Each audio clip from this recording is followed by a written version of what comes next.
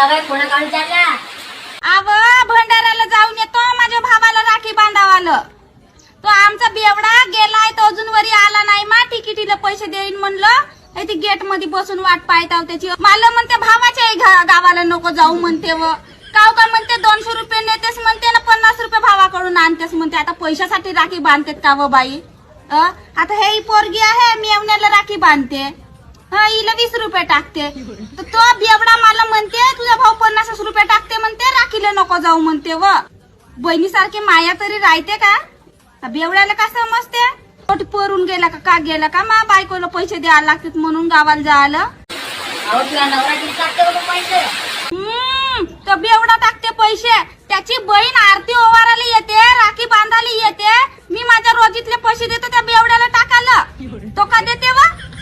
वरचा गेला गे, अजून वरी नाही आला. तिसे बाईला 200 रुपये उसने मागतो. कवरिकला वाट पावते या बेवड्याची. चल या बाई, कवरिकला वाट पाहून तुझ्या बापाची. मी काय म्हणता, वाघ रे बाई, घराकडे लक्ष द्या. हा तो त्या तू गावाकडे लक्ष द्या घराकडे.